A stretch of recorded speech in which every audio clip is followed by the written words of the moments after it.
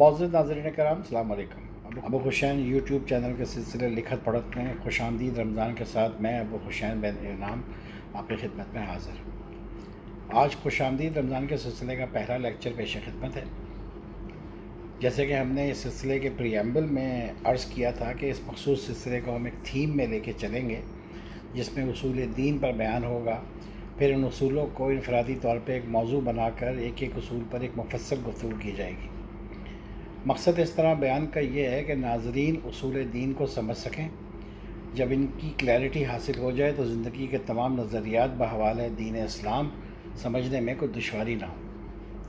یہی دراصل دین اسلام کی بنیادیں ہیں، یعنی فنڈامنٹلز ہیں، جو ہر مسلمان کو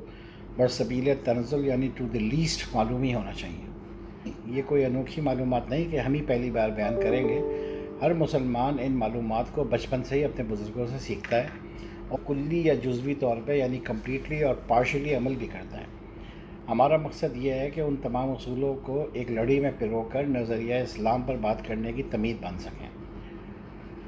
ایک عام مسلمان کے لیے اپنے دین کی سمجھ لینے کے واسطے ضروری ہے کہ وہ سب سے پہلے بنیادی اصولوں کی نالج ترتیب وار حاصل کرے، کہ جب اسے شوق ہو کہ وہ فلسفہ دین سمجھے تو بیسک نالج یعنی دین کے فنڈامنٹلز اس کے ذہن کے ہر کونے میں اپنے حقیقی معنی اور مفہوم کے ساتھ آلریڈی موجود ہوں۔ ایک عام مسلمان کو ویسے بھی معلوم ہونا چاہیے کہ اللہ کے اس کے ساتھ کیا تقاضے ہیں کہ اللہ اس کو بعد سے بعد الموت اپنی خواہش کے مطابق ایک بہترین زندگی عطا کرے۔ جی صاحب محترم، جی اللہ کی خواہش ہے کہ انسان آخرت میں ایک بہترین زندگی انجوائے کرے، مگر اس نے اپنی اس خواہش کی تکمیل کے واسطے کچھ ضابطے بنائے ہیں جن پر پرکھ کر وہ آخرت میں ایک فلٹر لگا کے گڈز اینڈ بیڈس کو بائیفیکیٹ کرے گا، اور good lot will be sent to the good places and unfortunately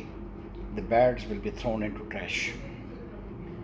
اللہ ہم سب کو اخروی زندگی میں ایک پرتعیش آرام دے، پرسکون اور پرفضا رہائش مہیا فرمائے، اور کوڑے کرکٹ کی بو سے بھی ہمیں محفوظ رکھے، آمین۔ ہماری اس کوشش کو اپنی بارگاہ مقدسہ میں شرف قبولیت عطا فرمائے، اور ہمارے قلم و ذہن سے کوئی ایسی بات نہ لکھوائے یا کہلوائے کہ وہ امت کے واسطے فتنہ بنے بلکہ ہدایت کا موجب بنے، آمین۔ ایک انسان اللہ پر ایمان کے زبانی اظہار سے دائرہ اسلام میں داخل ہوتا ہے اور پھر ارکان اسلام کی پابندی کر کے دنیا میں مسلمان کی حیثیت سے جینے اور مرنے کا ثبوت پیش کرتا ہے، جس کی بنا پر اسے دنیا اسلام اپنا بھائی تسلیم کرتی ہے اور جیتے جی اس کے دکھ سکھ میں شریک رہتی ہے، اور اس کے مرنے کے بعد اسے تمام تر شرعی رسوم و رواج کے ساتھ مکمل تعظیم کے ساتھ سپرد خاک کرتی ہے۔ یہ بات ذہن نشین رہنی چاہیے کہ دنیا میں ایک مسلمان فقط مذکورہ 12 لوازمات کا ظاہری اظہار ہی کرتا ہے۔ یہاں دنیا میں کسی کے پاس ایسا کوئی میکینزم موجود نہیں کہ وہ کسی کے ایمان کی قلبی حالت کا جائزہ لے سکے۔ یہ فیصلہ کہ فلاں زبانی جمع خرش والا مسلمان ہے، یہ حقیقی سچا مسلمان، جہاں ہونا ہے اور جس نے کرنا ہے وہاں ہو جائے گا اور وہ کر لے گا۔ چنانچہ اس معاملے میں کوئی شخص اپنی عقل کو زحمت نہ دے۔ یہ انوکھی بات بھی نہیں، کیونکہ ہم زمانہ رسول صلی اللہ علیہ وسلم میں دیکھ چکے ہیں کہ یہودیوں نے کس طرح مسلمانوں کا بھیس اختیار کیا اور ظاہری ایمان اور عبادات میں وہاں پہنچے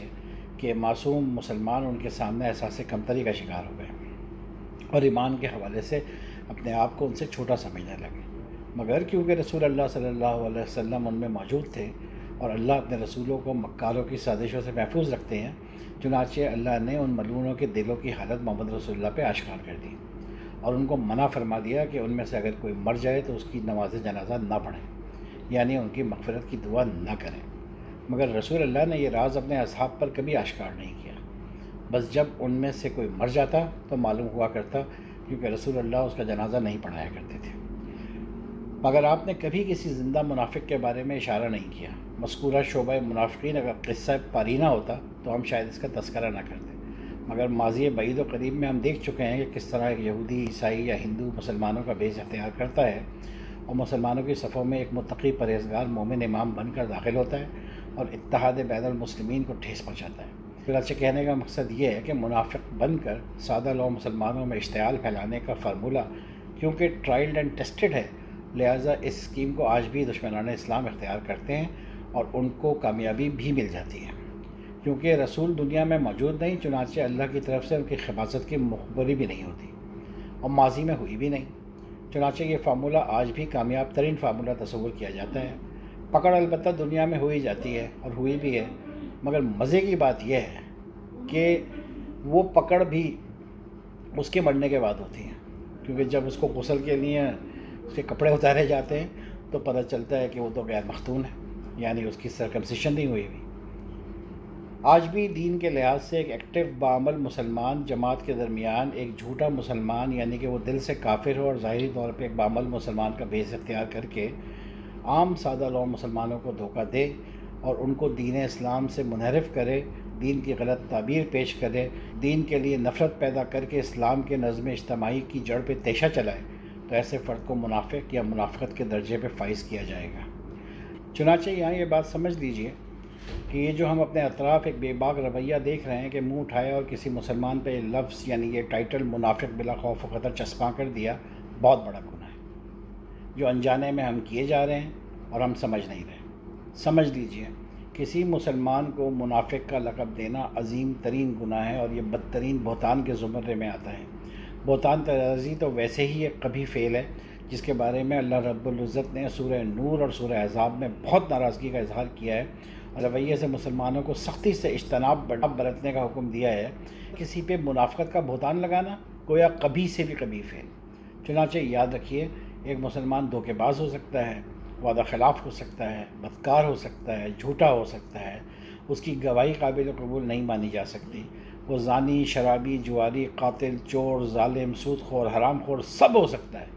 مگر جب تک وہ منافقت کی اصل تعریف پہ پورا نہیں اترتا منافق ہرگز نہیں ہو سکتا۔